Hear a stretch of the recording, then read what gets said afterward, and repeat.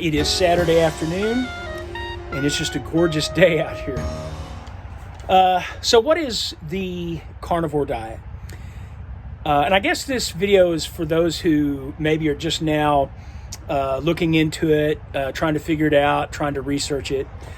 I have a couple of coworkers that are kind of there right now. They're just now looking into it, and one of them at least has started trying it.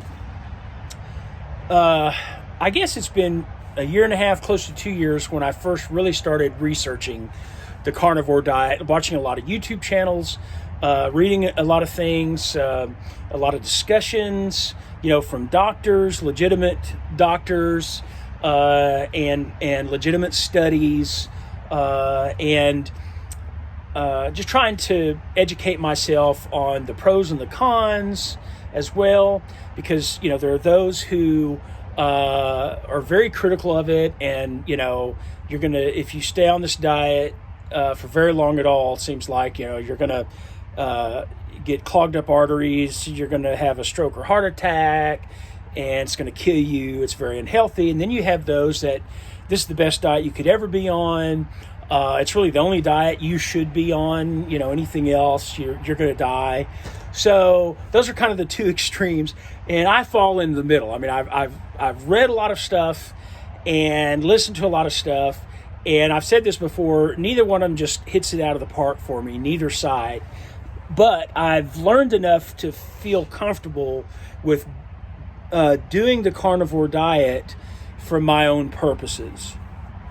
There are a number of reasons for doing the carnivore diet. A lot of them are for specific health reasons, skin issues, gut health issues, autoimmune issues, things like that. Some of them very serious conditions. And so it helps people, and really they'll start off with what's called the lion diet, more specifically, where it's just ruminant animals and water and maybe some salt for seasoning. And then they start there, and then they start an elimination diet, if you will. In other words, they start adding things to that. If they can tolerate it and it doesn't affect whatever, issue, physical issue that they have, then they can keep it. If it does, then they know they can't have that, and then they'll add something else, So some people do a very similar thing with just the basic carnivore diet. So what is the carnivore diet then? Well, as many things, people that I've listened to, as many sources as there are out there, there's just about as many definitions and ideas of what the carnivore diet is.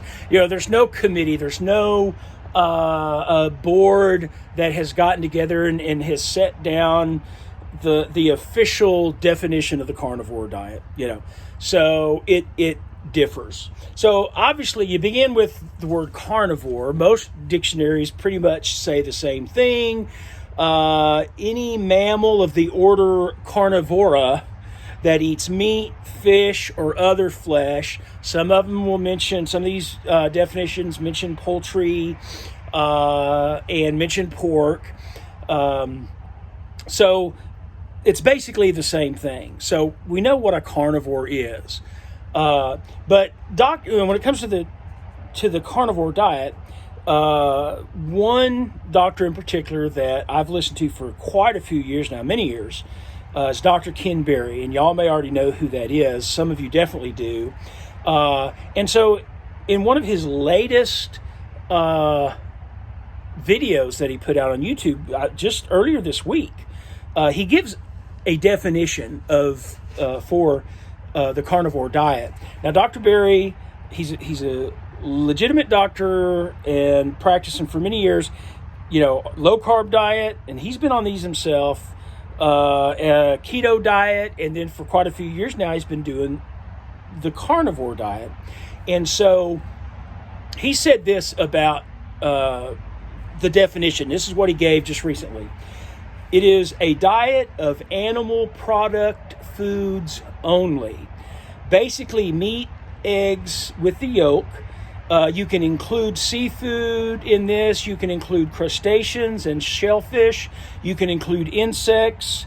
And then he goes on, if it runs, creeps, crawls, flies, jumps, or swims, or slithers, you can eat it on a carnivore diet. Now, I did talk about you can't bread it, put breading on it. You know, you can't, don't cook it in seed oil. Use fat to cook those things in. But that's the definition he gives. Let me point out again, a diet of animal product foods only, animal products. So that's why people, you know, not only will they eat fish, chicken, pork, and red meats, but also butter, sometimes cheese, eggs, and maybe a few other things in there that I'm not thinking of, but animal products that comes from an animal. Now, you're going to run across people who are going to say, well, you shouldn't even have poultry, you shouldn't have fish, you shouldn't have pork, none of these things, and you shouldn't even have eggs, no cheese, nor butter. I mean, any number of those things, any one of those things or group of them, there'll be people who say, no, that's not the carnivore diet, or you're not going to do well on the carnivore diet when you add those things to it. Well, every human body is different. Everybody is different. And so, I think we should have an open mind and listen to what someone has to say and the advice they give. But just because they say it doesn't mean it's the best for you, doesn't mean it is or isn't part of the carnivore diet. So you need to make that choice for yourself. When you do your research, and if you go on a carnivore diet, then you can determine for yourself what works and what doesn't. On my channel, if I'm not losing the way I think I need to be, I'll mention, well, maybe it's this or maybe it's that. What do y'all think? And there'll be differing opinions, And so I like that. But just because someone comes out and says, well, you got to stop doing this, that's the issue here. Not necessarily, I don't just accept it that easily. So my reason for going on the carnivore diet is really to lose weight. And I thought it might help me lose it more quickly, the fewer and fewer carbs that I have, not having any low carb vegetables or, low carb fruit, some berries or something like that. I was saying earlier that, I've started researching it, the carnivore diet, like a year and a half, 2 years ago. And so earlier this year, I did 2 weeks on it and didn't stick to it. And then 2 months before Thanksgiving, I was on the carnivore diet. And I did, pretty much what Dr. Berry said here. So it was fairly strict, with I ate different meats, kind of a variety of meats, and I ate eggs. And I think on 3 occasions three different times I put cheese on a hamburger patty. That was the only cheese I'd had. And I lost weight and I did well. But then I got off at Thanksgiving. I had planned to, had stomach issues that I talked about, I think, in my last video. And so right now I am still doing kind of the term I think people use is a ketovore, to where I'm including a few more carbs, and it's and maybe a few little vegetables. So you'll also hear dirty carnivore. So I'm not going to get into that because everybody's definition of that is different as well. And so right now I'm going to continue for a little while anyway, probably through to the first of the year on a ketovore style diet. I'm not giving up on the carnivore diet. I'm likely to go back into that more strictly at any time, really. But I may put that off until the first of the year. Good Sunday morning, everybody. All right, already in the Christmas spirit. Driving people crazy. All right, so I had lost before Thanksgiving, before my 2 Thanksgiving feasts, Thanksgiving days, I had lost right at 50 pounds. And so I'm nearly back to that right now.